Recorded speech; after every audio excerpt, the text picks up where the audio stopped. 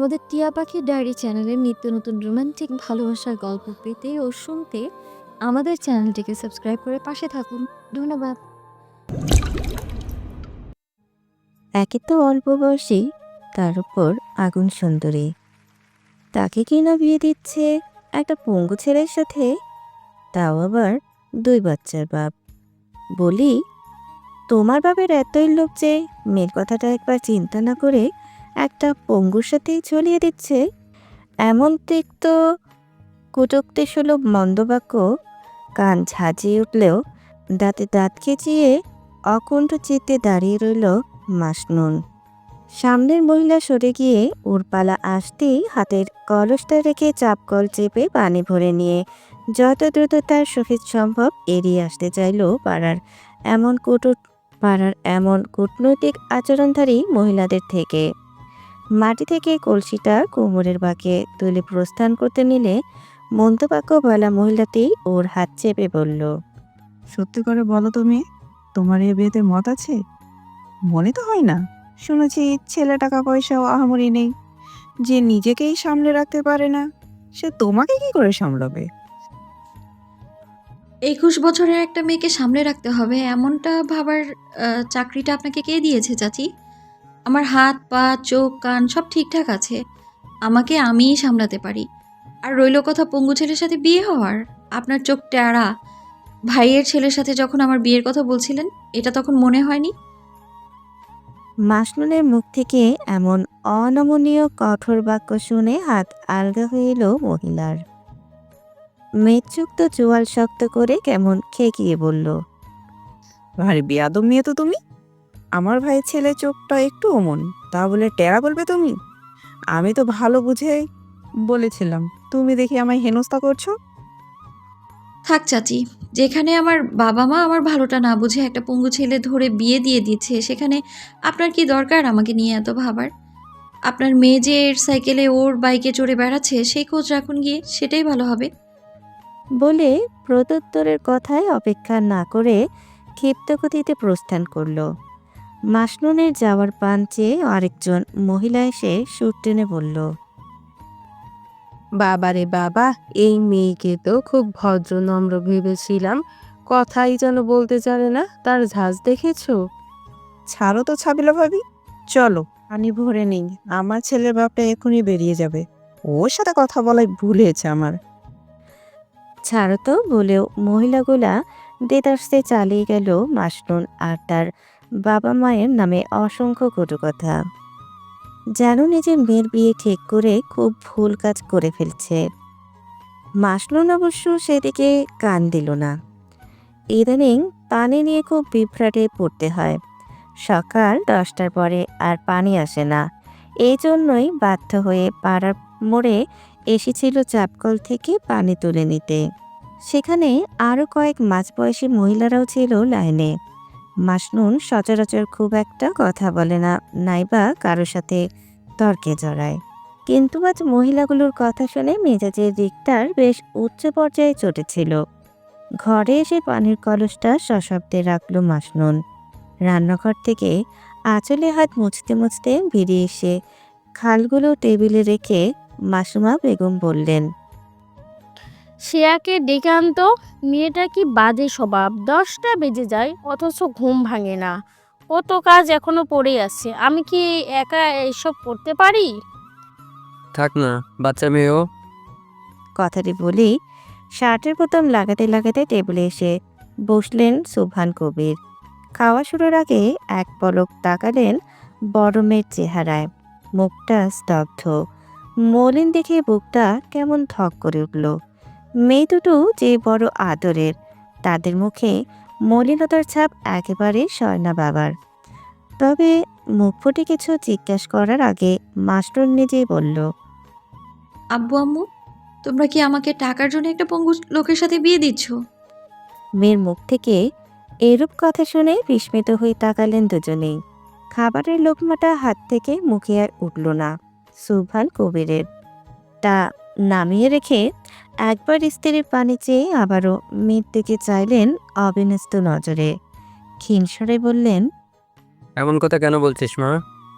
আমি না আব্বু, পাড়ার অনেকেই বলছে তোমরা নিজ পছন্দ মতো আমার বিয়ে ঠিক করেছো, আর তোমাদের পছন্দের উপর কোনো সন্দেহ পোষণ না করে আমি কোনো প্রশ্ন ছাড়া সবটা মেনে নিয়েছি। আজ বাদে কালই আমার বিয়ে, অথচ আমি লোকটার ব্যাপারে কোনো খোঁজ খবরই জানি না। এত এটা তো ছেড়ে ওই লোকটার সাথেই মানে আমার বিয়ে কেন ঠিক করলে? তোমরা তার কি বলতে পারবে আমায়? মেয়ের মুখ থেকে আসা প্রশ্নের তোপে স্থবির হয় বাবার চোখ মুখ। খাবার আর মুখ অবধি পৌঁছায় না। মাসুমা বেগম শুরু থেকেই খুব একটা মতে ছিলেন না এ সম্পর্কে, তবে স্বামীর মুখের ওপর না বলার চেষ্টাও করেননি। কিন্তু মেয়ের মুখে এরূপ প্রশ্ন শুনে মনে হলো বড্ড ভুল করেছেন তারা। এভাবে কি তাদের মেয়ে সুখে থাকবে? আমার মেয়ে ফুলের মতো সুন্দর, কত ভালো ভালো জায়গায় থেকে সম্বন্ধ এলো, সত্যি একটা পঙ্গু ছেলের সাথে বিয়ে দিচ্ছ তুমি?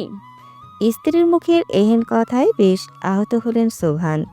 তবে তার জবাব দেওয়ার আগেই মাসনুন বলে ওঠে, কেন মা? যারা পঙ্গু তারা কি মানুষ না? তাদের কি বিয়ে করাও জায়েজ না? আমায় যতদূর জানানো হয়েছে মিহির নামের লোকটার একটা হাত অচল, বাকি সব তো ঠিকঠাকই আছে। পঙ্গু মানে কি সেটা বোঝো তোমরা? শরীরের যে কোনো একটা অঙ্গ অচল হলে কি সে পঙ্গু হয়ে যায়? এমন কেন সমাজের মানসিকতা? দুর্ঘটনা যখন তখন যার তার সাথে ঘটতে পারে। পঙ্গুত্ব নিয়ে যে বেঁচে আছে সেই জানে সুস্থ জীবন কতটা দুর্লভ। তোমরা এত সহজে একটা মানুষকে হেয় করে ফেলো কেন? আজ যদি তার জায়গায় আমি থাকতাম, পারতে আমায় পঙ্গু বলতে? কথাগুলো উচ্চরবে বললেও উত্তরে প্রতীক্ষা না করে ছোটে নিজের ঘরে এসে বসল মাসনুন। মেয়ের যাওয়ার দিকে চেয়ে আহত চোখ মুখে মাসুমা বেগম বললেন, আমি তো কাউকে ছোট করতে চাইনি মাসনুনের বাবা। নিজের মেয়ের সুখের ব্যাপারে ভাবাও কি আমার ভুল? ভুল নয় মাসুমা, তবে সবসময় বাহ্যিক পূর্ণাঙ্গতা দেখতেই তাকে সুখ ভেবে নেওয়া ভুল।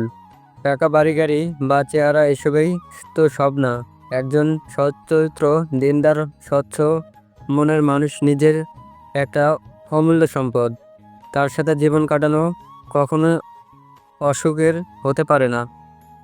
আমার মেয়েকে আমি চিনি, আর বাবা হয়ে ওর জন্য যথার্থ জিনিসটাই আমি নির্বাচন করেছি।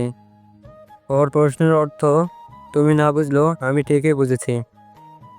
তারপর আর কোনো বাক্য বিনিময় ছাড়া খাওয়া শেষ করে উঠে দাঁড়ালেন কাজের উদ্দেশ্যে। মেয়ের প্রশ্নে যে দ্বিধাবোধের জন্ম হয়েছিল, মনে তার জবাব মেয়ে দিয়ে গেছে। তাই আর কোনো সন্দেহ নেই নিজের সিদ্ধান্তে। দিন করালো, বেলা ফুরালো, সমর কাটা পেরিয়ে আনলো বিবাহ নামক মহেন্দ্র ক্ষণের পাল্লায়। মাঝে দিনটা কোনো সমস্যা ছাড়া পেরিয়েছে। নিতান্তই ঘরোয়া আয়োজনের আমেজ। নিজেরাই ছাড়া আর কারো উপস্থিতি লক্ষণীয় নয়। বাহ্যিক কোনো চাকচিক্য বা আয়োজন অনুষ্ঠান ছাড়াই বিবাহ সম্পন্ন হবে মাসনুন আর মিহির নামের দুটো মানুষের, যাদের সামনাসামনি সাক্ষাতের আগে না কখনো হয়েছে নাইবা নিজেদের চিনেছে। অল্প কয়েক লোকজনের সমাগমে সকলের মুখে কেমন শোভনীয় হাসি। অবিন্যস্ত চাহনিতে মাসনুন লক্ষ্য করল আশপাশটা। মানে কাজের তোরে এদিক সেদিক ছুটে বেড়াচ্ছে। 12 বছরের ছোট বোনটা ওর গা ঘেঁষে বসে। খালা বসে আছে ও বাড়ি থেকে আসা দুটো মহিলার সাথে। খুব বেশি হলে 8 থেকে 10 জন হবে। বরযাত্রীর সংখ্যা এত কম দেখলেও সে ব্যাপার আমলে নিল না। নিষ্প্রুফ মুখাবয়বে বসে রইল মাসনুন। দরজার বাইরে থেকে সকলের একসাথে আলহামদুলিল্লাহ বলার গলধ্বনি কানে আসতে মেরুদণ্ড দিয়ে শিথিল স্রোত বয়ে গেল। তৎপর হয়ে ওঠা মনটা সর্বোচ্চ চেষ্টায় শান্ত করে নতশিরে দৃষ্টি বন্ধ হলো। কাজী নামক মৌলবীর পদক্ষেপে ঘরের পড়ার কিঞ্চিত ব্যবধানে কবুল বলে মুহূর্তের মাঝেই মাসনুন এক পুরুষের নামে লিপিবদ্ধ হয়ে উঠল মিহির আফসার নামক ব্যক্তিটির সহধর্মিণী। নিকুশিত আধার গাঢ় থেকে গাঢ়তর হতে রাত ঢলে পড়ল সমস্ত পরিবেশ জুড়ে। সন্ধ্যা পরেই বিদায় কার্য সম্পন্ন করে বেরিয়ে এলো নিজ বাড়ি নিজ ঘর থেকে। পুরোটা সময় স্থির, নিশ্চল থাকলেও বিদায় বেলায় অন্যান্য 5টা মেয়ের মতো মাসনুনও কান্নায় আছড়ে পড়ল। বাবা মা চিরচেনা বাড়িঘর, ছোট বোনের খুশিয়াল একটা পরিবার পেছনে ফেলে এগুলো নতুন জীবনের দিকে নতুনত্বের মোড়ে। একখান লাল জামদানি শাড়ি পরে গাড়ি থেকে নামলো মাসনুন। নাজুক নজর মেলে দেখলো দোতলা একটা বাড়ি। দেখতে আহামরি না, আবার একেবারে কমও না। স্বাভাবিক নিয়ম রীতি মেনে বরণ করে ঘরে এনে খাওয়া সহ সকল পর্ব জোগাতে বেশ রাত হলে দুজন মেয়ে ওকে নিয়ে এলো কাঙ্ক্ষিত ঘরটায়। অদ্ভুতভাবে এটা বাসরঘর হলেও স্বাভাবিক। বাসরঘরের মতো ফুলে সাজানো নয়, নাইবা কোনো চাকচিক্যর ছোঁয়া আছে। নিতান্তই সাজানো গোছানো ছিমছাম একটা রুম। মাসনুনকে খাটে বসিয়ে একটা মেয়ে বলল, ভাইয়া একটু পরেই চলে আসবে, তুমি থাকো, আমরা তাহলে আসি। আর কিছু দরকার হলে জানাবে কিন্তু। মাথা নাড়িয়ে সম্মতি দিল মাসনুন। না চাইতেও বুকের মাঝে হাজারো আশঙ্কা, বিব্রতবোধ, ভয়ের বাসা বাঁধছে। একইভাবে ক্ষোভ, রাগও হচ্ছে মিহির নামক ব্যক্তিটির উপর। বিয়ে তো আর কোনো ছেলে খেলা নয়, অথচ লোকটার চাঁদমুখখানার দর্শনই পাওয়া গেল না এখন অবধি। যাকে বিয়ে করবে তাকে দেখা বা তার সম্পর্কে জানবার ইচ্ছে বা দরকার তো আছে নাকি? চিনলো না জানলো না কিভাবে পার করবে সারাটা জীবন, ভাবনার মাঝে খট করে শব্দ হলো। তৎপর হয়ে নড়ে চড়ে বসলো মাসনুন। বুকের ভেতর ঢিপ ঢিপ শব্দের তোলপাড় শুরু হয়েছে। বিছানার চাদর ঘামছে, স্থির জমে রইল। কিয়ৎক্ষণ কোনো শব্দের নড়চড় না পেতে ঘাড় কিঞ্চিত ঘুরিয়ে দরজার দিকে তাকালে তৎক্ষণাৎ খট করে লাইটটা বন্ধ হয়ে গেল। জানালা দিয়ে আসা আবছা আলোয় স্পষ্ট একটা পুরুষালী অবয়ব দেখা গেল সুইচ বোর্ডের পাশে। এক হাত পকেটে গুজে দাঁড়িয়ে আছে সজান হয়ে। কেমন একটা ভয় জেঁকে ধরল মাসনুনের মনে। এই লোকটা আবার কে? কাঁপা কাঁপা কণ্ঠে বলল। কে? ওপাশ থেকে জবাব এলো না। ছায়ামূর্তিটা এগিয়ে আসতে থাকলো ক্ষীণ পায়ে। মাসনুন এবার বেশ উচ্চ স্বরে বলল, কে এই ঘরে কেন এসেছেন? আমি মিহির। মাসনুনের মেজাজ চটে গেল। এভাবে হুট করে লাইট বন্ধ করার কোনো কারণ আছে? ঘর অন্ধকার করার কি মানে? মাসনুন রাগটা গলায় বলল। এভাবে লাইট বন্ধ কেন করলেন আপনি? মিহির উত্তর দেয় না। খানিক নিশ্চল দাঁড়িয়ে থেকে পা চালিয়ে এগুতে থাকে। ক্ষীণ পায়ে মাসনুনের কাছে এগুতে থাকলে মাসনুন হাতে ভর করে কিছুটা পিছিয়ে আসে। এবার ওর আসলেই ভয় করছে। এ কোথায় এলো? লোকটার হাবভাব এমন অদ্ভুতরে কেন? আপনি সে না যার জন্য ভরা রাস্তায় আমার ওড়না উড়ে গিয়েছিল? আপনার জন্যই তো আমার চূড়ান্ত অপমান হতে হয়েছিল। বাসর ঘরে বইয়ের প্রথম সাক্ষাৎ পাওয়ার পর এমন ভয়ঙ্কর বাক্য যে কেউ আশ্চর্যান্বিত হবার মতো হলেও মিহির কোনোরূপ অভিব্যক্তি দেখালো না, যেন নিতান্তই স্বাভাবিক কোনো ঘটনা। কিন্তু ওর অপর পাশেই দাঁড়িয়ে থাকা মেয়েটার চোখে মুখে বিব্রতবোধ আর হতবিহ্বলতার সব মিলিয়ে ক্রোধের একটা স্পষ্ট আভাস ফুটে উঠেছে। সুইচবোর্ডের কাছ থেকে সরে শাড়ির কুচিটা ধরে এগিয়ে এলো মাসনুন। মেয়েরকে ওভাবে ভূতের মতো ধিমি পায়ে এগিয়ে আসতে দেখেই ও এক লাফে বিছানা ছেড়ে নেমে লাইট জ্বেলেছিল। মিহিরের চেহারাটা দেখার পরে এমন অদ্ভুত একটা কথা বলে দিয়েছে। এগিয়ে এসে মিহিরের সোজাসুজি দাঁড়িয়ে স্পষ্ট ভাষায় জিজ্ঞেস করল, আপনি বিয়ের আগে আমায় দেখেননি? জানতেন না যে যাকে বিয়ে করছেন সে ওই দিন রাস্তায় দেখা মেয়েটা? মিহির দৃঢ়ভাবে ঘাড় নাড়িয়ে সম্মতি দিলে মাসনুন কেমন অদ্ভুত চোখে তাকালো মিহিরের দিকে। বেশ লম্বা চৌড়া একটা ছেলে, উজ্জ্বল শ্যামরঙা মুখ, ভাসা ভাসা দুটি চোখ, এক হাত পকেটে গুজে খুব সাধারণ একটা খয়েরি রঙের শার্ট আর কালো প্যান্ট পরনে। মাসনুনের ভাবতে এখনো অবাক লাগে এই লোকটা ওর স্বামী। এই কিছুক্ষণ আগেই ও কবুল বলে নিজেই নিজেকে এই মানুষের বৌরূপে স্বীকৃতি দিয়েছে। স্বামী অর্থাৎ ওর সম্পূর্ণ সত্তার একমাত্র অধিকারী এই মানুষটা, যার কাছে নিজেকে নিজের শরীরটাকে বিলিয়ে দিতে হবে নিঃশব্দে। ভাবতেই চোখ মুখ ধাঁধিয়ে আসে মাসনুনের। বুকের পিঞ্জিরাবদ্ধ যন্ত্রটা কেমন বেসামাল ধুকপুকানির তালে শরীরটা ঝিমঝিম করে উঠল। অনেকটা অসন্তুষ্টও হলো যে লোকটা চাইলেই সেদিন ওকে অত বড় একটা অপমান হতে বাঁচাতে পারত, অথচ তা করেনি। সে কিনা ওরই রক্ষক হবে। আলগোছে সামনে থেকে সরে এসে খাটের এক কোণায় দাঁড়ায়। আবারও কি একটা মনে হলে মিহিরের সামনে এগিয়ে গিয়ে পায়ের থেকে ঝুঁকতে নিলে মিহির তড়িৎ গতিতে দুকদম পিছিয়ে গেল। মাসনুন বিরক্তি ভরা চোখের মুখে তাকিয়ে সোজা হয়ে বলল। বউ কি আমি না আপনি? মিহির ভীষণভাবে থতমত খেল এমন অবান্তর একটা প্রশ্নে। তীক্ষ্ণ স্বরে বলল, এটা কেমন প্রশ্ন? অবশ্যই তুমি। তাহলে লজ্জা আপনি পেয়ে যাচ্ছেন কেন? মানে পিছনে কেন যাচ্ছেন লজ্জা পেয়ে? আমি তো আর আপনাকে জোর জবরদস্তি করব না। মিহির বিস্ফোরিত চোখে তাকিয়ে রইল মাসনুনের দিকে। সুবহান কবির ভুল করেছিলেন, তার মেয়ে একটু না অনেক বেশি স্পষ্টভাষী। না হলে বাসর ঘরে মেয়েদের গুটিয়ে ঘোমরা দিয়ে বসে থাকা চিরচারিত রূপটাকে দেদারসে উপেক্ষা করে এমন কথার তীর কয়েকজন ছুড়ে দিতে পারে। মিহিরের বিস্মিত চেহারাটাকে ভীষণভাবে অগ্রাহ্য করে মাসনুন এগিয়ে এসে ওর সামনে ঝুঁকে পায়ে সালাম করে সোজা বিছানায় গিয়ে বসল। মিহিরের দ্বিধাদ্বন্দ্বিত মুখটা দেখে ওর অস্বস্তির কারণটা বোধহয় ঠাউর করতে পারল মাসনুন।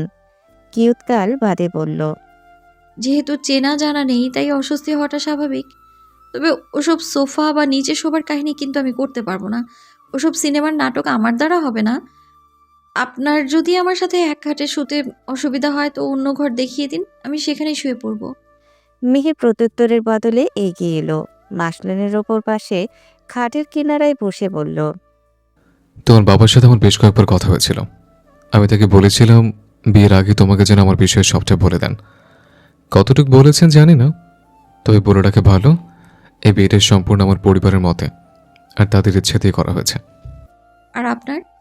মাসনুনের কৌতূহলী প্রশ্ন আর দৃষ্টি দুটোই বিদ্ধ মিহিরের শানিত চেহারার পানে।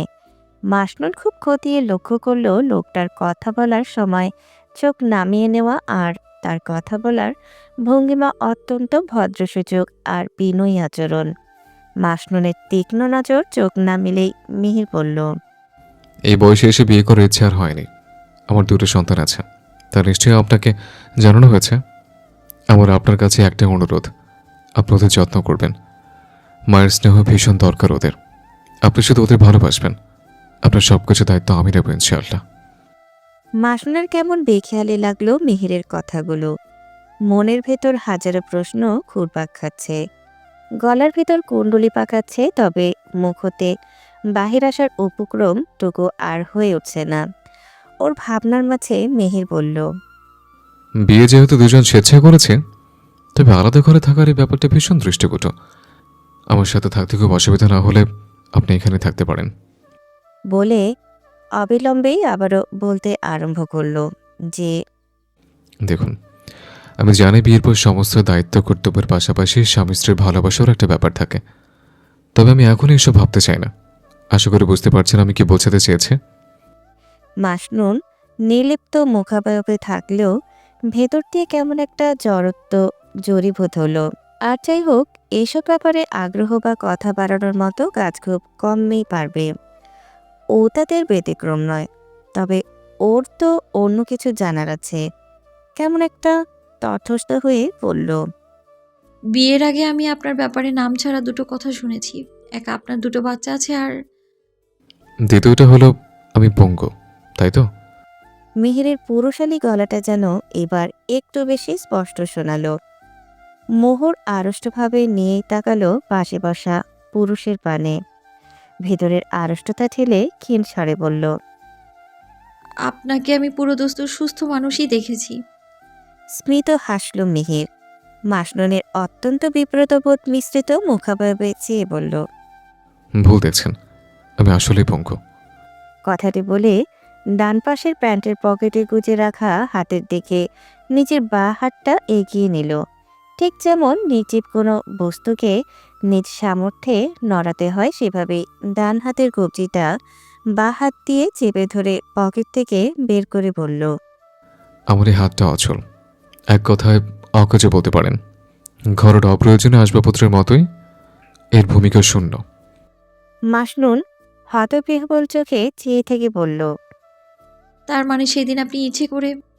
একটা মেয়ের শরীর থেকে ওড়না উড়ে যাবে আর আমি দাঁড়িয়ে চুপ করে দেখব? এতটা অমানুষ নই আমি।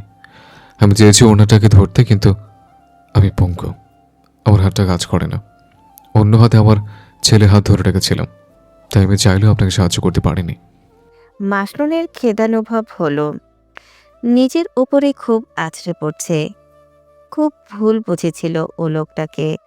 মাসখানেক আগে রাস্তা পার হওয়ার সময়, ঠিক মাঝ বরাবর আসলে পাশ দিয়ে একটা অটো যাওয়ার সময় খুব অনাকাঙ্ক্ষিতভাবে গায়ের ওড়নাটা চলন্ত অটোর সাথে বিঁধে যায়।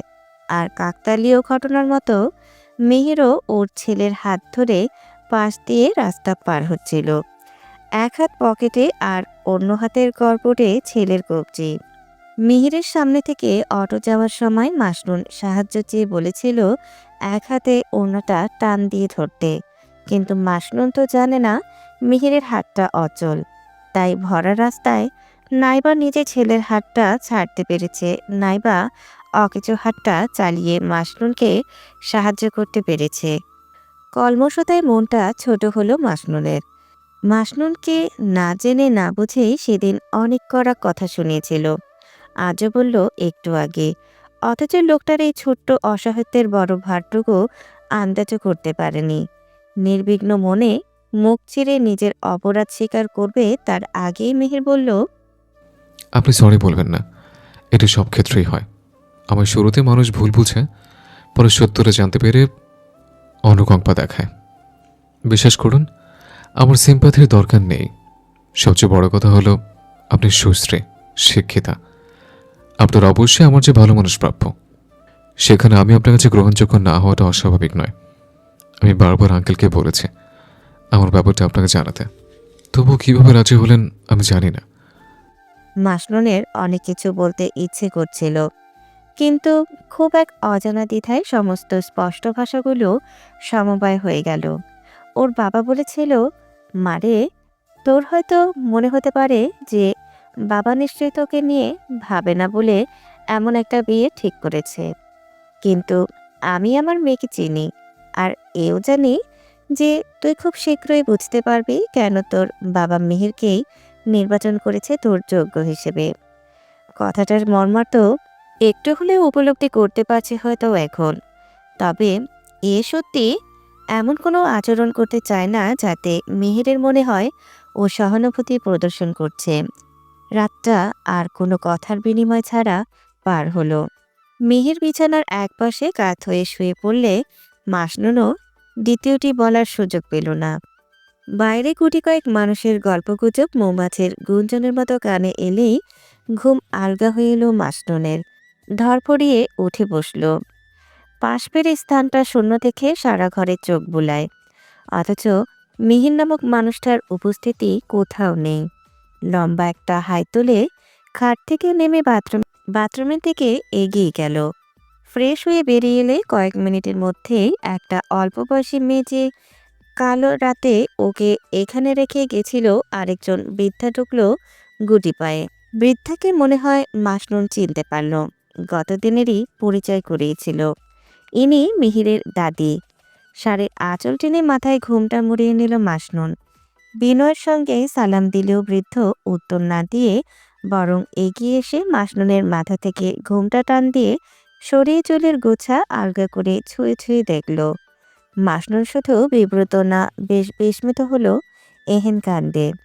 মাসনুনের চুল থেকে হাত সরিয়ে বৃদ্ধা তীক্ষ্ণ চোখে ওর দিকে তাকিয়ে বলল, ছোট তো না দুজন, বিয়ে যখন করেছ সংসারও তো করতেই হবে। বুঝি না এখনকার ছোকরা ছুকরিদের ন্যাকা, আমরা কি বিয়ে করিনি? মাসনুন হতবিহ্বল হয়ে বলল, মানে কি বলছেন? বোঝা লাগবে না আর, খুকি আমার। নাও ধরো, আর গোসল করে এটা পরে আমায় উদ্ধার করো। বলে দাঁড়িয়ে থাকা মেয়েটার হাত থেকে একটা শাড়ি মাসনুনের হাতে ধরিয়ে দিয়ে বেরিয়ে গেলেন। মাসনুন হতবাক হলেও তা প্রকাশ করার জায়গা পেল না। দ্বিধাগ্রস্ত কুণ্ঠা মনে শাড়িটা নিয়ে আবারও ঢুকলো বাথরুমে। তা মেয়ে তো ভালোই পড়াশোনা করেছে, আগেও কি করবে নাকি রুকেয়া আপা? মাত্র বিয়ে হলো, এসেছে থাক কিছুদিন, তারপর না হয় এসব ভাবা যাবে। রোকেয়া বেগম অর্থাৎ মিহিরের মা চা নাস্তার ট্রেটা এনে সেন্টার টেবিলে রেখে বসলেন সামনে। মাসনুন নির্লিপ্ত চোখখানা তুলে একবার তাকালো শাশুড়ির পানে। ছেলের মতোই শ্যামগরণের মুখ, বড় বড় চোখ দুটো। এইটুকু সময় দেখে যা বুঝল সেও কথাচোরা স্বভাবের। এত ভাবাভাবির কি আছে? বিয়া করছে, সংসার পোলাপাইন সামলাক, এত পরনের কামটা কি? বৃদ্ধার কথায় এবার ব্যাপক মেজাজ খারাপ হলো মাসনুনের। রুষ্ট মনে চুপ করে বসে রইল, কারণ নিজের মুখের ব্যবহার করে এখনই কারো চক্ষুশূল হতে চায় না ও। নিহাত পাড়ার দুটো মহিলা এসেছিল ওকে দেখতে, তার জন্যই এমন সংসেজে বসে থাকতে হচ্ছে। তোর মধ্যে দরজার কাছে দুটো বাচ্চার হাসির শব্দ কানে এলো, সাথে একটা পৌরুষোচিত গলারও। মাসনুন কিঞ্চিত ঘাড় ঘুরিয়ে তাকালো। মিহির, কাল মাত্র বিয়ে করে এলে আর আজও ছেলে মেয়ে নিয়ে বেরিয়েছো এত সকালে? আজ না হয় বউকেই সময় দিতে। টুসকি মারা স্বভাবের পাড়ার মহিলাটা এবার পড়ল মিহিরের পেছনে। মিহির চশমার ফাঁকে বড় বড় চাহনি মেলে তাকালো এদিকে। অতঃপর আবারও দুটো বাচ্চার হাত ধরে ভেতরে এগিয়ে এলো। একটা ছেলে আর একটা মেয়ে। ছেলেটা বোধহয় বড়, তবে খুব বেশি হলে বয়স 7 কিংবা 8 হবে, এর বেশি নয়। ওরা এগিয়ে আসলে সোফাতে বসে থাকা মহিলা দুটো উঠে দাঁড়ালো। বিদায় নিয়ে বাড়ি থেকে বেরিয়ে গেলে যেন হাঁক ছেড়ে বাঁচল মাসনুন। মিহিরের মা রোকেয়া বেগম ওকে ডেকে বললেন, এদিকে আয় মিহির। মিহির বাচ্চা দুটোর হাত ধরে স্লথ গতিতে এগিয়ে এলে পাশে বসতে বললেন তার মা। মিহিরের দাদি খুব গুরুগম্ভীর ভঙ্গিমা এঁটে বললেন, দেখো বউ, আমাদের বাড়িতে লোকজন বলতে তোমার শাশুড়ি, আমি, মিহির আর বাচ্চা দুটো। মিহিরের চাচাতো ভাই বোন আছে কয়েকটা, কিন্তু ওরা এ বাড়ি খুব কম আসে। মোদ্দা কথা হলো, বাচ্চা দুটোর দেখভালের জন্য একটা মায়ের প্রয়োজন। তুমি বুঝতে পারছো তো তোমার দায়িত্বটা? মাসনুন কিঞ্চিত ঘাড় নাড়িয়ে সম্মতি দিল। বৃদ্ধা এরকম আরও কিছু আদেশসূচক মন্তব্য করে উঠে গেলে মিহিরের মা নম্র স্বরে বললেন, উনি একটু রাগচটা মানুষ, যাকে তাকে যা তা বলে দেয়। ওসব ধরো না, তোমার যে কোনো প্রয়োজন বা সমস্যার কথা আমায় বলিও। আর ওরা হলো রোহান আর রুহি, আমার আমার ছেলে মেয়ে। মায়ের মুখে শেষ কথাটুকু কেড়ে নিজেই বলল মিহির। ব্যাপারটা কেমন অদ্ভুত ঠেকলেও মাসনুন মন্তব্য করল না। ছেলেটা উঠে এসে মাসনুনের পাশে বসে বলল, তুমি আমাদের মা। গোলগাল ফর্সা টুকটুকে মুখটা ভীষণ আদরে। মাসনুন নিজেকে নির্লিপ্ত রাখতে পারল না। এক হাতে গিয়ে ওর গালে রেখে চোখ টিপে সম্মতি দিল। মেয়েটা মিহিরের গা ঘেঁষে বসে আছে। মাসনুন ডাকলেও এলো না। আরও কিছুক্ষণ কথাবার্তা সেরে মিহির উঠে ঘরে গেলে রোকেয়া বেগম রোহান আর রুহিকে নিয়ে ওদের ঘরের দিকে গেল। আর মাসনুনকে নিজের ঘরে বিশ্রাম নিতে বললে মাসনুন উপায় না পেয়ে নিজেও ঘরে এলো। চোখ ঘুরিয়ে দিনের আলোয় ঘরটা দেখতে লাগলো। একটা খাট, ড্রেসিং টেবিল, বুক সেলফ, আলমারি, একটা ছোট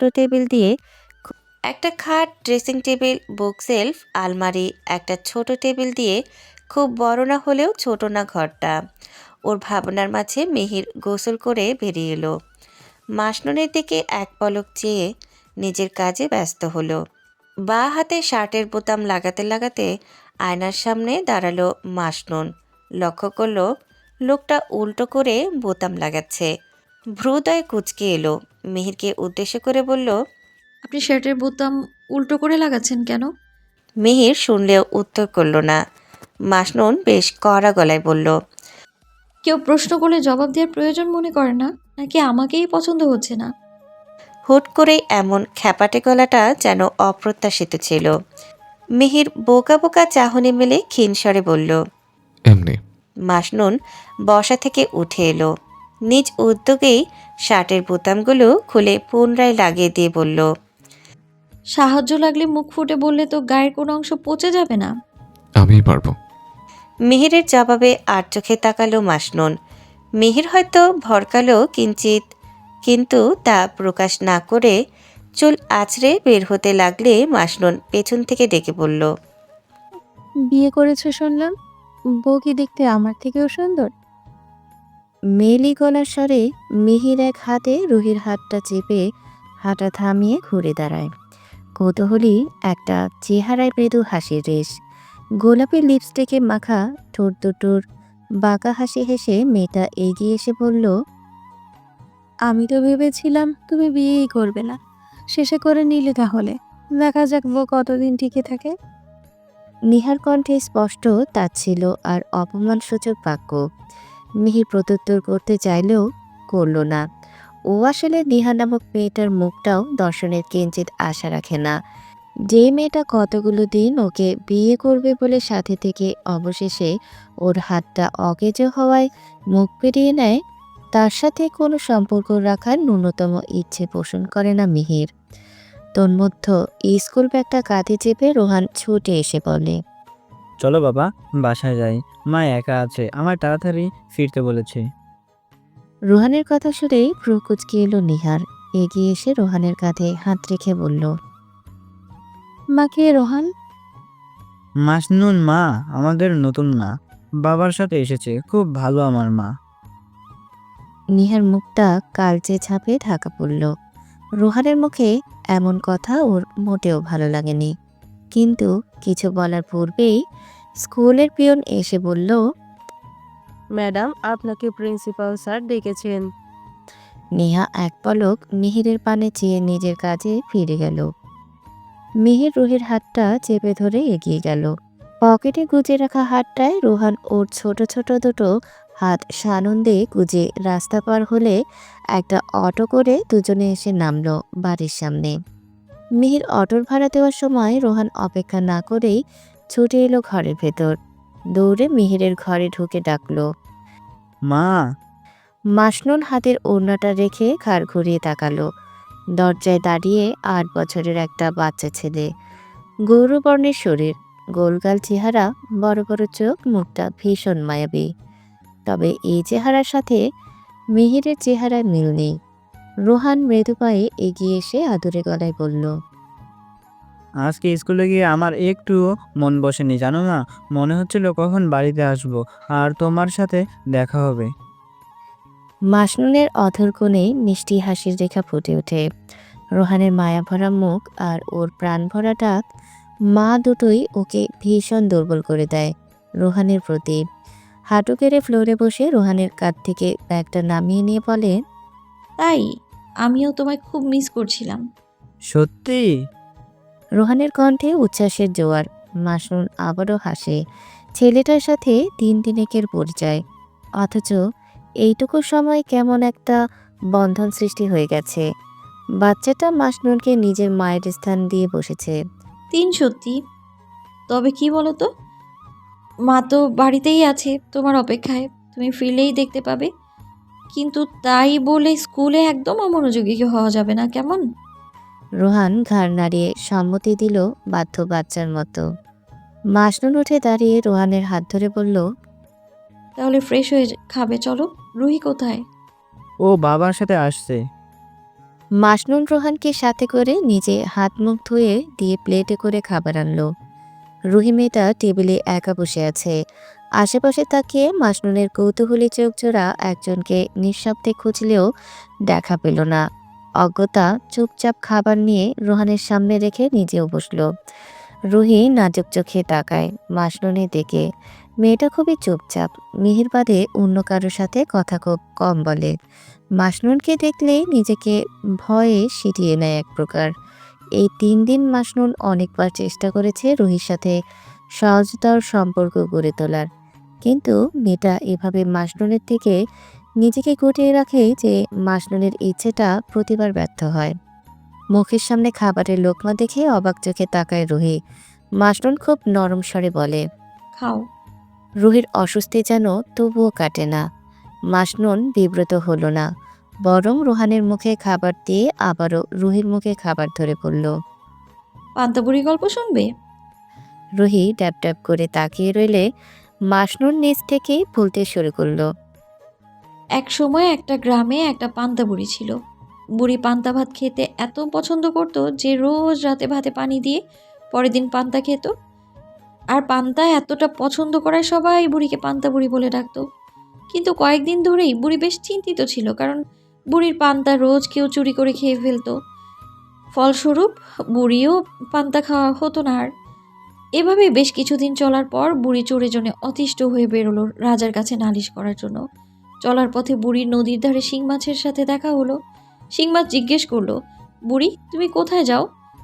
বুড়ি তার পান্তা চুরি আর রাজামশাইয়ের কাছে নালিশ করার কথা বলে শিং মাছ বলল, যদি রাজা কোনো সমাধান দিতে না পারে তাহলে আমার সাথে ফেরার পথে দেখা করে যেও, আমাকে সাথে করে নিয়ে যেও, তোমার কাজে দেবে।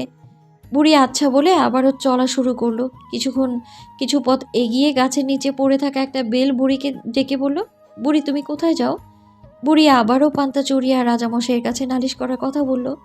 বেল সবটা শুনে বলল, রাজামশাই যদি সমাধান দিতে না পারে তাহলে ফেরার পথে আমাকেও সাথে করে নিয়ে যেও, তোমার কাজে দেবে। বুড়ি আচ্ছা বলে চড়া শুরু করলো। শিং মাছ আর বেলের মতো পথে গোবর আর খুরের সাথে দেখা হলে তারাও একই কথা বলে। শেষমেশ বুড়ি রাজার প্রাসাদে পৌঁছালেও সেখানে রাজা না থাকায় খুব কষ্ট পেল।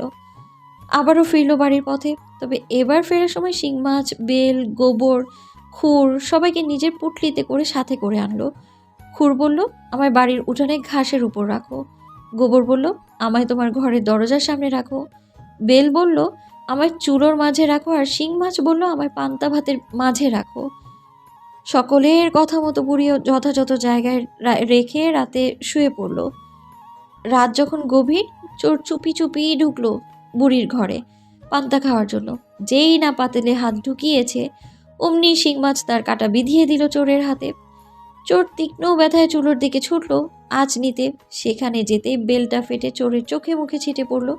চোর সারা গায়ে বেল মাখা অবস্থায় বেরিয়ে আসলো দরজার সামনে, আর সেখানে রাখা গোবরে পা পিছলে পড়লো লুটিয়ে।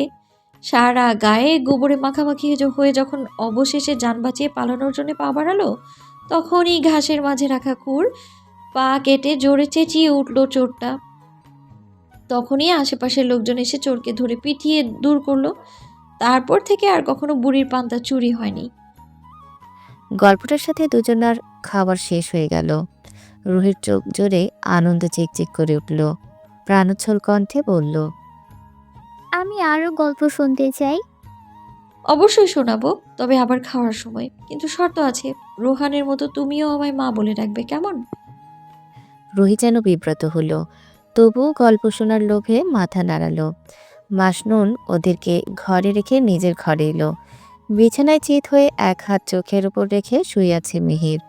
মাসনুন শান্ত নজর বোলায় মিহিরের পানে। এ বাড়িতে আসা 3 দিন পার হলো, তবুও লোকটা কেমন এড়িয়ে চলে ওকে। মাসনুনের সকল প্রয়োজনের খোঁজ রাখলেও কাছাকাছি ঘেঁষে না, নাইবা সহজ সরল দুটো কথা বলে, যেন অদৃশ্য কোনো দেওয়ালের দুই পাশে দুজন। মিহিরুর কথার আচরণে এটাই বোঝায় যে মাসনুন কোনোভাবে দায়বদ্ধ নয়।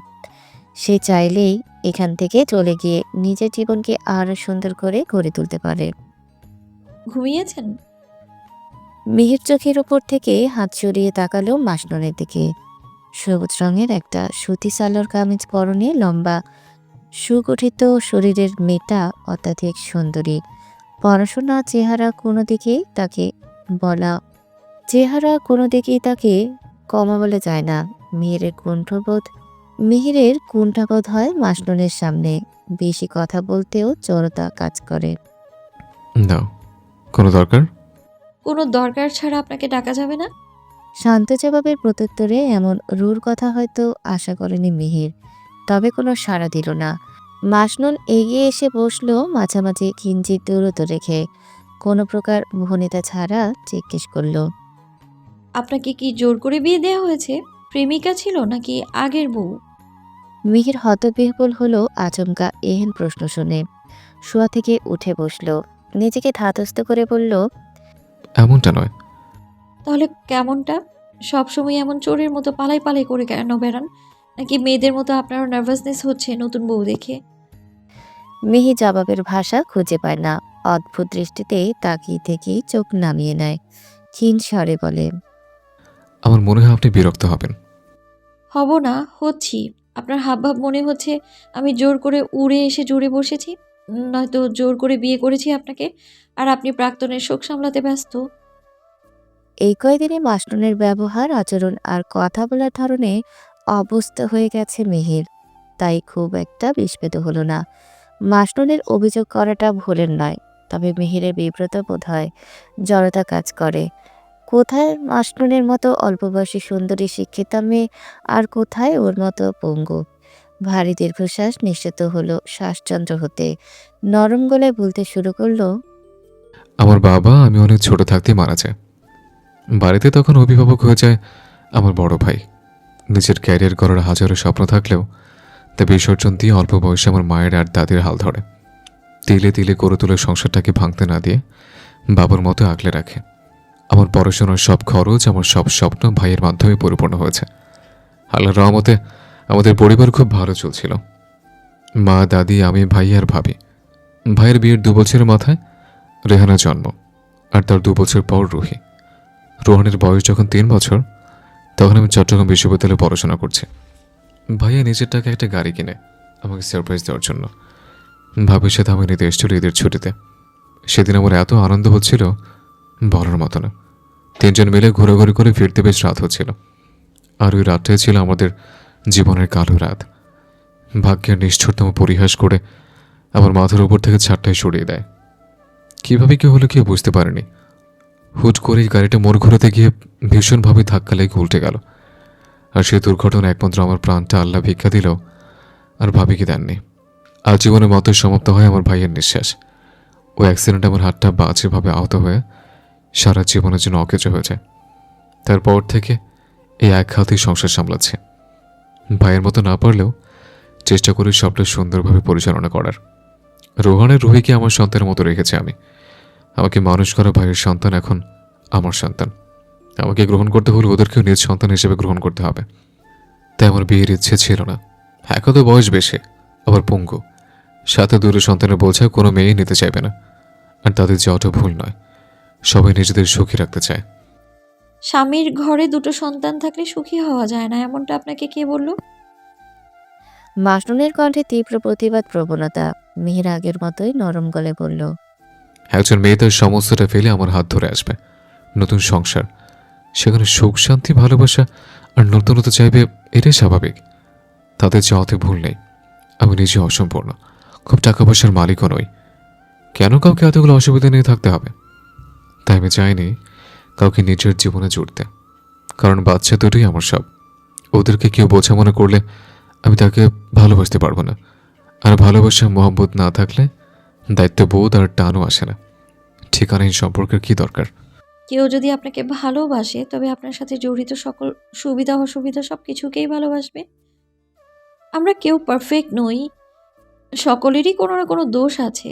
একসাথে চলতে গেলে সেগুলোও মানিয়ে নিলে একটা সময় সেটাকে আর সমস্যা বলে মনে হয় না। বাচ্চারা রহমত স্বরূপ, ওদেরকে সবাই বোঝা মনে করে না। সংসার হলো একটু যত্ন, মায়া, দায়িত্ব, আরও অনেকখানি ভালোবাসার বাগান। এই মায়ায় জড়িয়ে গেলে এক আকাশ সমান অসুবিধাকেও তুচ্ছ মনে হয়। আর পঙ্গুত্বের সংজ্ঞাটা বোধ হয় আপনি জানেন না মিহির আফসার। শুধুমাত্র একটা হাত না চললে কেউ পঙ্গু হয়ে যায় না। আল্লাহ আপনাকে এখনো চলাফেরা করা, রোজগার সহ সবটাই নিজে করার সামর্থ্য দিয়েছেন। একে বারবার পঙ্গু নাম দিয়ে অবহেলা করবেন না। মিহিরের নিরুত্তর প্রতিক্রিয়ায় গুরুত্ব না দিয়ে মাসনুন আবারও বলল, আমি ছোট বাচ্চা নই, আর নাইবা আমায় জোর করে বিয়ে দেওয়া হয়েছে। আমি স্বেচ্ছায় বিয়ে করেছি। তাই বারবার আমায় আরও ভালো কাউকে খুঁজে নেওয়ার কথা বলে অপমান করার দুঃসাহসটা আর করবেন না। মানুষ আমি, 3 বেলা 2 মুঠো খাবার আর মাথার উপর ছাদ পেলেই চলে। রাক্ষসী নই যে আমায় চালাতে পারবেন না আপনি। বলে আচমকাই উঠে দাঁড়ালো। আর কোনো প্রশ্ন বা উত্তরের অবকাশ না দিয়ে বেরিয়ে গেল ঘর থেকে। মেয়ের স্নিগ্ধ দৃষ্টিতে তাকিয়ে রইল মাসনুনের দিকে। কি চমৎকার কথাগুলো কেমন রাগান্বিত গলায় বলে গেল মেয়েটা। সত্যি কি সংসারের মায়া জড়িয়ে গেলে সব অসুবিধাকে তুচ্ছ মনে হয়? তাহলে কি মাসনুন ও মিহিরের সকল অপারগতাকে তুচ্ছ মনে করে ওকে ভালোবাসবে? বুকের ভেতর শিরশির করে উঠল। শক্তপোক্ত খোলসে আবৃত মনের সুপ্ত জায়গাটায় আজ কেমন নরম বালকের ছোঁয়া মিলল যেন কথাগুলোয়। মিহিরের অনেক বছর পর মনে হলো সত্যি ও ভালোবাসতে পারবে। এতক্ষণে ফেরার সময় হলো মেয়ে? বিয়ে করেছে কই ঘর সংসার নিয়ে থাকবে, তা না পড়াশোনার ভূতই নামে না মাথা থেকে। ঘরের চৌকাঠ মারিয়ে ভেতরে ঢুকতেই এমন কথা কানে এসে বিঁধল মানসনের। কণ্ঠের মালিকের দিকে খুব শান্ত নজরে তাকালেও জবাব দিল না। আসলে প্রত্যুত্তরের প্রয়োজন মনে করল না। মাসনুন সিঁড়ির দিকে এগুতে নিলে রোকেয়া বেগমের মুখোমুখি হলে মাসনুন সবিনয়ে প্রশ্ন করল, রোহান আর রুহি খেয়েছে? হ্যাঁ, ওদের ঘুম পাড়িয়ে এলাম। তুমি গোসল করে খেয়ে নাও। বলে নেমেন সামনের দিকে এগুতে থাকলেন। মিহিরের দাদি খুব রুষ্ট স্বরে বললেন, বাড়ির বউকে এত লাই দেওয়া উচিত না রোকেয়া। সেই সকালে বেরিয়েছে, এখন ফিরল। রোহানটা তো ওই ছুরি বলে পাগল। কতবার খুঁজলো ওকে। পড়াশুনো নিয়েই যদি থাকবে তাহলে বিয়ে করার কি দরকার ছিল? এইটুকু কান অব্দি পৌঁছালো মাসনুনের, কারণ ও আর থামেনি সেখানে। হাঁটতে হাঁটতে এইটুকু কানে এলেও বাকিটা শোনার ইচ্ছে ওর নেই। ঘরে ঢুকে ব্যাগটা রেখে গোসলে ঢুকলো। বেরিয়ে এসে চুল মুছতে মুছতে দাঁড়ালো আয়নার সামনে। পেছনে টেবিলে রাখা কালো রঙের অফিস ব্যাগটা রেখে ঘাড় ঘুরিয়ে এদিক ওদিক তাকিয়ে মিহিরকে খুঁজল। বেলা ৩টা। আজ লোকটা একটু বেশি তাড়াতাড়ি এসেছে মনে হলো। ঘর থেকে বেরিয়ে পাশের ঘরটায় গেল। রোহান রুহি দুজনেই ঘুমিয়ে। মাসনুন ওদের মাথায় হাত বুলিয়ে আবারও বেরিয়ে এলো। নেমে এসে ডাইনিংয়ে এসে নিজের জন্য খাবার বেড়ে খেতে বসলেও মিহিরের দেখা না পাওয়ায় নিজের খাওয়া শেষ করে একটা প্লেটে ভাত বেড়ে ঘরের দিকে গেল। মিহির সাবে গোসল সেরে বেরিয়েছে। মাসনুন ঘরে থাকলে লোকটাকে দেখা যায় না, কিন্তু ও বেরোলেই ভূতের মতো এসে জুড়ে বসে লোকটা। বিরক্ত হয় মাসনুন। ছেলে মানুষের আবার এত জড়তা থাকতে আছে। কিন্তু মুখে কিছু না বলে প্লেটটা টেবিলের উপরে রেখে নিজের জামা কাপড় ভাঁজ করতে লাগলো। মিহির আর চোখে তাকালো মাসনুনের দিকে। অবিলম্বেই চোখটা সরিয়ে নিল। মনের ভেতর মাসনুনকে বারংবার দেখবার আকুলি বিকুলি করছে। ফর্সা মেয়েটাকে কমলা রঙের জামায় খুব বেশি সুন্দরী লাগছে। মিহির চোরা নজরে বারবার তাকালো মাসনুনের দিকে, কিন্তু ওর কোনো ভ্রুক্ষেপ নেই সেদিকে। চুপচাপ নিজের কাজ করে যাচ্ছে। সেদিন বিকেলে কথায় মাসনুনের বলা শেষ কথা ছিল মিহিরকে। মিহির হয়তো বুঝতে পারছে মাসনুন ওর ওপর রেগে আছে, কিন্তু ওর রাগ কিভাবে ভাঙাতে হয় তা ওর জানা নেই। এই দুদিন মাসনুন ওর পড়াশোনা আর বাচ্চাদের নিয়ে ব্যস্ত ছিল। বাড়ির কাজেও সমানভাবে হাত লাগায় মেয়েটা। শুধু মিহিরের সাথে ওর সম্পর্কটা একেবারে শিথিল। অন্যদের কোনো লক্ষণ নেই। মিহিরের মনে হয় ওরই প্রথম পদক্ষেপটা নেওয়া উচিত, কিন্তু সেখানেও একরাশ জড়তা ওর। তার উপর মেয়েটা যে ভীষণ রাগী। মিহির কি না কি বলবে আর অমনি রেগে মেগে মুখ ফোলাবে। খানিক এদিক ওদিক করেও মিহির কথা বলার মানসিকতা জোগাতে পারল না। ঘর থেকে বেরোবে বলে এগুলে ওর বহুকাঙ্ক্ষিত কণ্ঠে প্রশ্ন এলো। মাসনুন হাতের কাপড়টা ফেলে খানিকটা এগিয়ে এসে বলল, কোথায় যাচ্ছেন? নিচে। আমি যে খাবারটা এনে রেখেছি চোখে পড়ছে না? মিহির শান্ত চোখে তাকালো খাবারের প্লেটের দিকে, কিন্তু যেটা ওর দরকার সে জিনিসটা মাসনুন আনেনি। সেটা ছাড়া খাওয়ার সাধ্য তো ওর নেই। তাই আবারও নিঃশব্দে বের হতে নিলে মাসনুন বেশ ঝাঁঝালো কণ্ঠে বলল, আবারও কোথায় যাচ্ছেন আপনি? আপনি চামচটা আনেননি, আমি তো চামচ ছাড়া খেতে পারবো না। বলে বেরিয়ে গেল। মিনিট খানেকের মাথায় একটা চামচ এনে বসলো। খাটের ওপর খাবারের প্লেটটা রেখে বাঁ হাতে চামচ দিয়ে খাবার তুলে মুখে দিয়ে নিঃশব্দে খেতে লাগলো। মাসনুন অপলক তাকিয়ে রইল পকেটে গুজে রাখা মিহিরের নিজে ভাতটার দিকে। রাতে আফসোসে চোখ ভরে এলো ওর। রাগটা ঠিক কার ওপর হলো ও বুঝল না, কিন্তু ওর কান্না আসছে এবার। মিহিরের মুখখানা অত্যাধিক মায়াভরা ঠেকলো যেন। পা চালিয়ে এগিয়ে পানি গ্লাসটা নিয়ে হাত ধুয়ে মিহিরের সামনে এসে বসলো।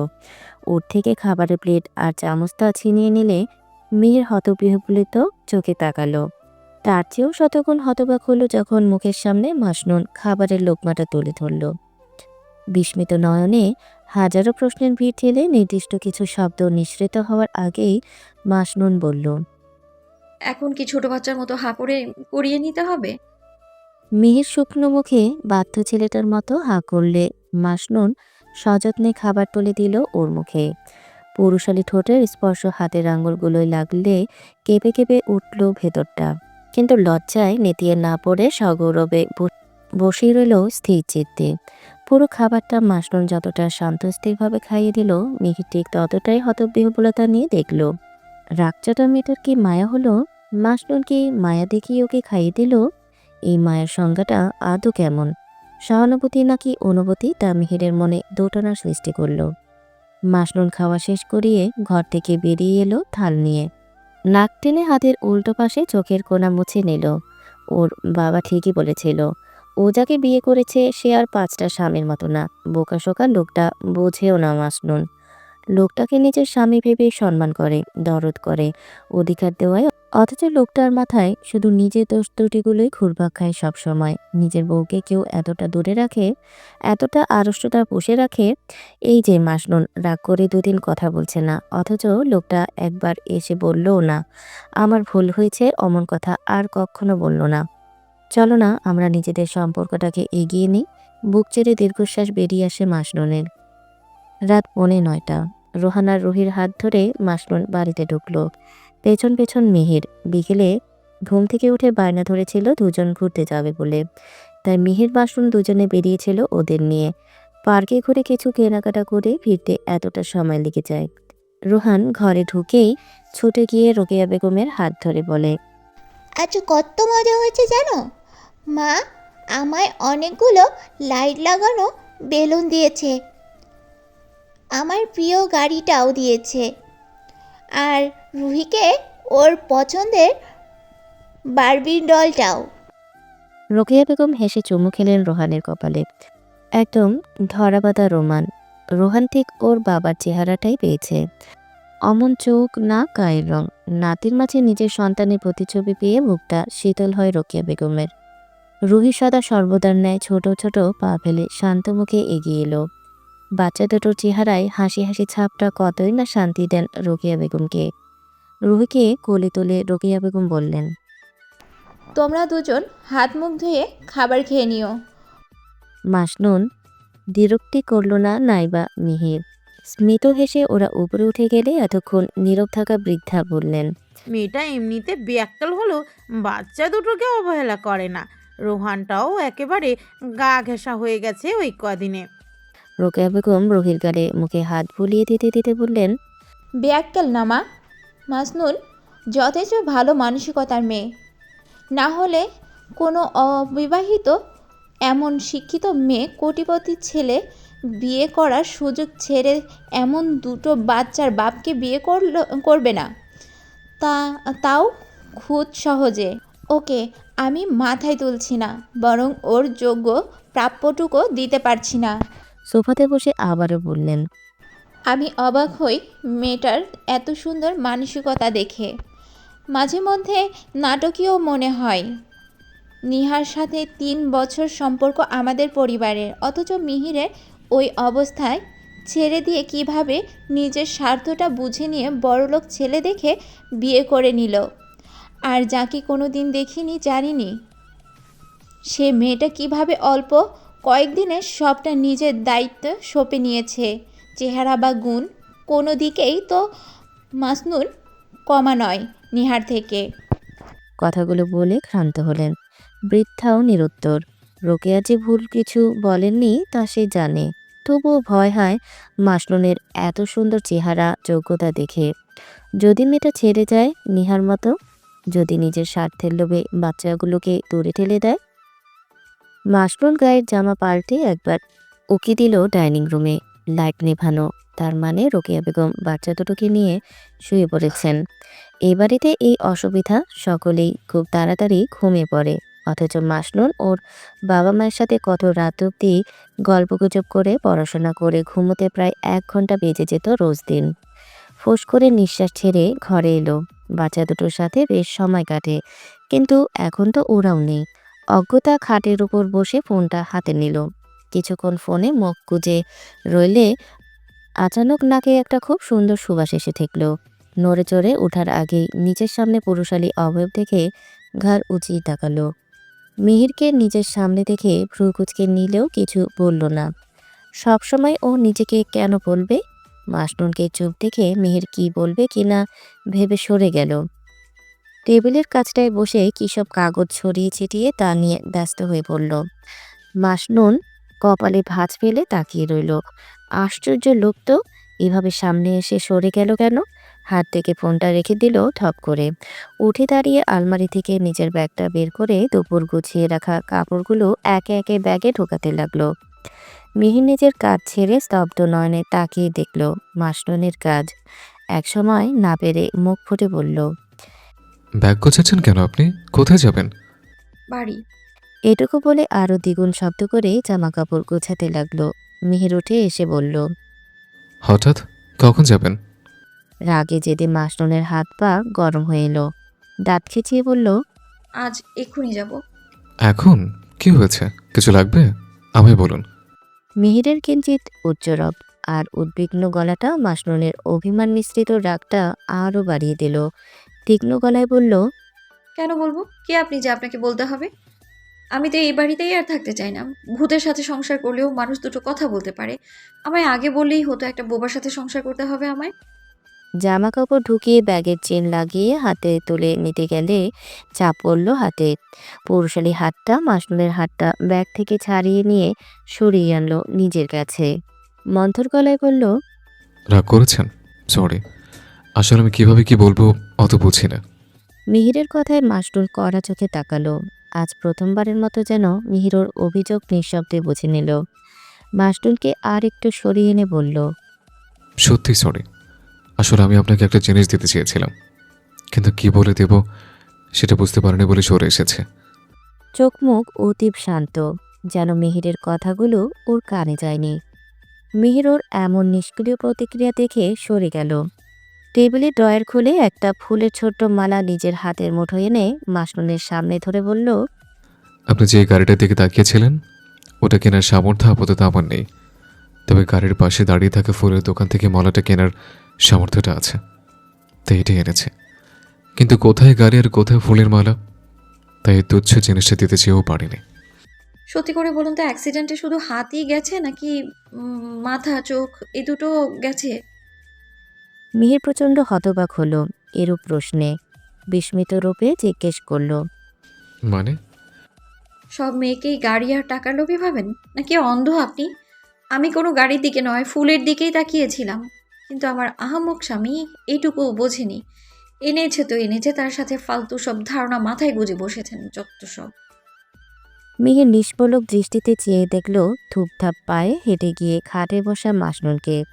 ভাইয়া ঠিকই বলতো, ও আসলেই বোকা, ওর দ্বারা প্রেম সম্ভব না। না তো এমন বোকা বোকা কাজ কে করে? হাতের মালাটা দিকে এক পলক তাকিয়ে নিজের ভুলটা বুঝতে পেরে এগিয়ে মাসনুনের পাশে বসে বলল, নিজেই তো বললেন আপনার স্বামী আহাম্মক, একটু মানিয়ে নিতে পারবেন না? মাসনুন অগ্নি চোখে তাকায়, খ্যাপাটে গলায় বলে, সবই আমি করব। আপনার দ্বারা তো এই মালাটুকু নিজের বউকে দেওয়া সম্ভব না। কবুলটাও কি অন্য কাউকে দিয়ে বলিয়েছিলেন নাকি? আমি তো ওটা নিয়েও ডাউটে আছি। বলে আবারও মুখ ঘুরিয়ে নিল। মিহির মুচকি হাসল, হাতের মালাটা তুলে মাসনুনের খোপায় পরিয়ে দিতে দিতে বলল, না, এ বিষয়ে ডাউট রাখার কোনো দরকার নেই। আপনি বউটা আমারই।